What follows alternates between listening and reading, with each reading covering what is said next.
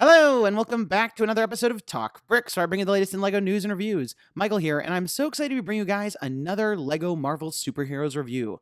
Today, of course, we have set number 10721, Iron Man vs. Loki. This set contains only 66 pieces and retails for $12.99. You might be a little bit shocked there, but this is from the LEGO Juniors line, so it's all about more simplified builds and just a way to ease early LEGO builders into building. But before we get too far into the set, let's talk about everyone's favorite part, the minifigures. First up, we have Iron Man, which I believe is the Mark 7 armor, and this is the exact same version that we got in the Quinjet aerial battle set back from Avengers 1, and that was actually an exclusive to the set, so this is a really cheap way to get that armor. The printing on this figure looks really nice with all the outlines and panel details, but it's not quite as detailed as the more recent ones. Iron Man's mask can of course be lifted up to reveal Tony Stark's two faces, the first of which is a nice Tony Stark smirk, while the other one is a more aggressive face. From the side here we can see that Iron Man is using different pieces for the repulsors, and I think this is meant to make it a little bit easier for younger builders to clip them in the hands. And from the back we can see a great continuation of the print from the front. And next up we have Loki, and this is the exact same version that we got from the Avengers line. The print on Loki looks really nice, and I especially love the way it continues from the torso to the legs.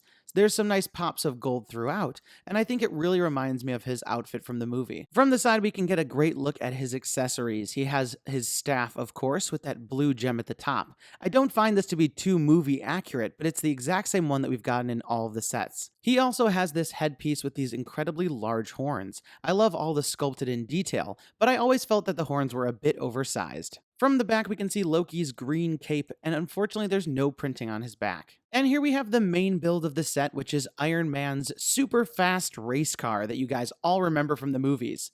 Oh wait, he didn't have one in the movies, but it still makes for a pretty fun set. At the core of the car is a red chassis that represents the majority of the build, as well as the fenders over the wheels. At the very front we have a red bumper, as well as a 1x4 printed tile with some headlights, panels, and a Stark license plate. On the hood of the car we have this really interesting printed piece with all of the familiar Iron Man armor panel detailing, as well as an arc reactor. This is a really fun print, but unfortunately it's covered by this clear piece meant to represent a windshield, which I find to be way too small. On either side of the car we have these red sloped sections with the trans blue bar piece clipped in there. I'm not quite sure what this is meant to represent, but maybe it's a laser cannon or whatever you can imagine. From the very back we can see this large repulsor to propel the car forward, as well as some pops of gold color. The interior of the car is quite simple, with a white steering wheel and a white seat. This last section in the set's description is referred to as Loki's weapon, and it contains a cosmic cube container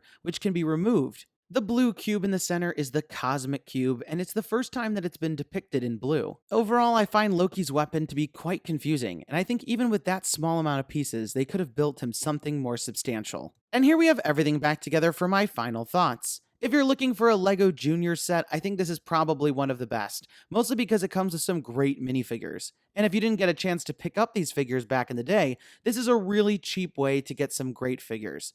But that being said, if you're looking for a build, especially a more challenging one, you have to remember this is the Juniors line. Even though the car wasn't originally featured in the movie, it comes with some really nice printed pieces, and I think kids will have a lot of fun with it. Loki's weapon, on the other hand, I think is a bit of a disappointment, and I think there's something they could have done to improve it. But those are just my thoughts about the set, and I'd love to hear yours in the comments down below. Let me know, what did you think of the set, and will you be picking it up? And if you like what you saw here, don't forget to leave me a thumbs up down below and subscribe to make sure you don't miss out on any of my upcoming videos. That's all the time we've got for today. Thanks, and have a good one! Hey guys, Michael here. Did you miss out on any of my Mighty Micros reviews? Click on this annotation to watch the complete playlist, and don't forget to subscribe!